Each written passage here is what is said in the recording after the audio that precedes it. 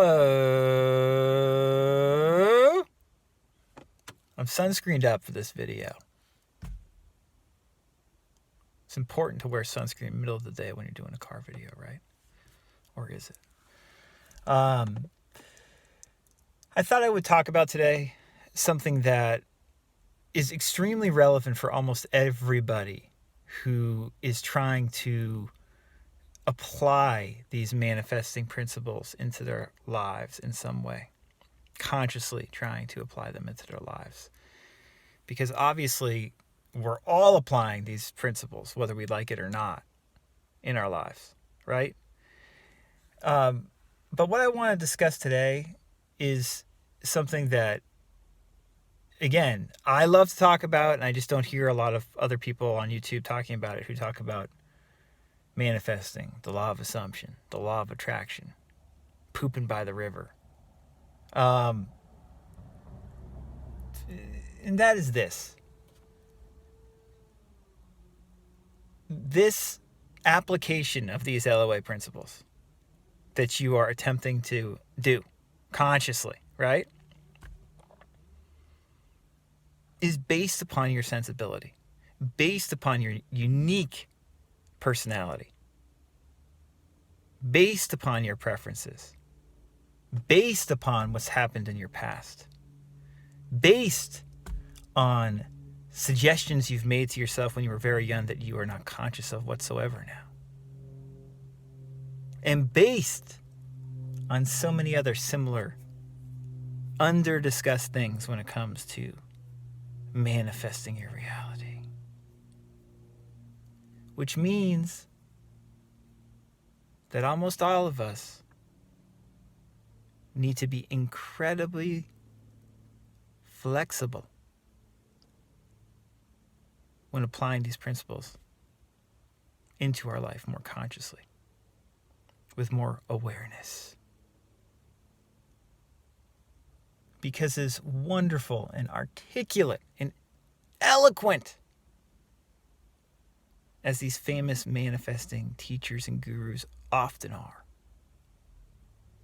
they are not you. They're not you. And I have yet to find any formula, any specific recommendation or technique that works for everybody in terms of improving their manifestations dramatically. That works for everybody. Because that's not how manifesting actually works. We hear everybody talking about how these ideas are laws and how this is a science. And perhaps there is some truth to that. But the way most people talk about it is total bullshit. This is an art, first and foremost, not a science. There's no exact formula. There's no one teacher who knows it all. The teacher who's going to help you the most is the teacher that's always been with you, and that's yourself. Because you are the one who is aware of your own sensibilities, your past, your success, your failure in the past, how you react to things, generally speaking. You know that so much more than anybody else. So much more. And so the idea that there's this certain formula, like doing sats every night, right? Or like, just reciting affirmations in a certain way. Or visualizing in a certain way. Or feeling the vibes in a certain way. The idea that there's a formula that works for everybody to get where you want to go is just not true.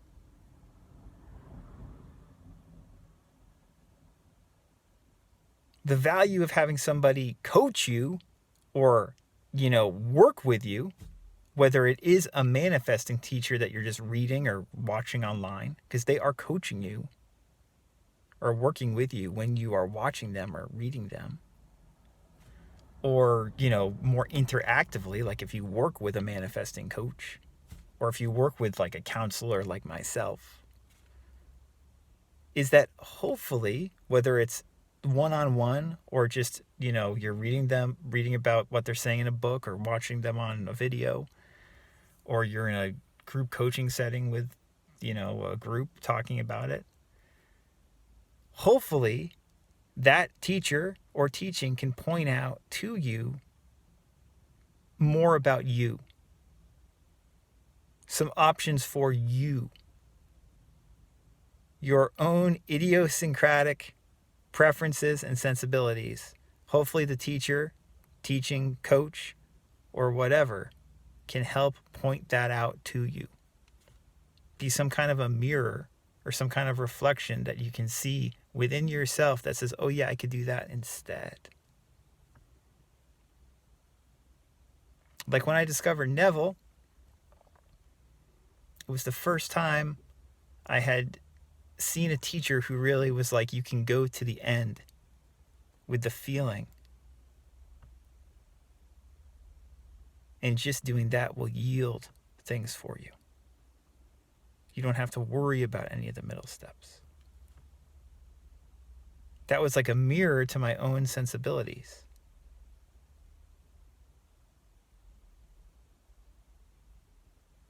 And I was able to relate it directly to my life.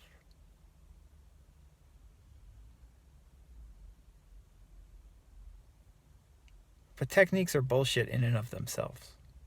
They only work if they work for you.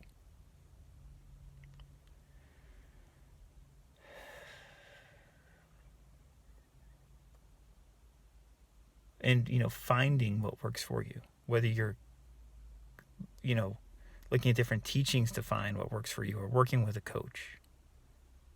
Or whether you're just on your own doing it, where you are aware of the principles and you don't watch that many videos like this or read that many books anymore, but you're aware of LOA principles and just trying to figure out what works for you, however you do it.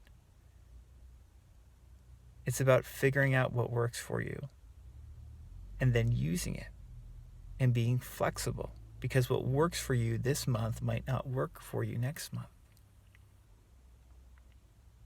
Things are flux, things change. Teachers that you're into will change. Approaches will change in all likelihood. What doesn't change is you are with you the whole time. Even as you change, you are still you. And you are more aware of your sensibilities and preferences and what works for you and what does not than any teacher, any coach, anybody, period. Embrace that. Don't shy away from that. That is your strength. That is your strength. That is your real teacher, is yourself. And we, of course, can become progressively more aware of our tendencies and what we like, what we dislike, what works for us and what doesn't work for us. Not just through LOA teachers or coaches, but through therapy, through, meditation, through more traditional forms of prayer, through exercise. Through all these different things, we can learn more about ourselves and what works for us, and just as importantly, what does not work for us.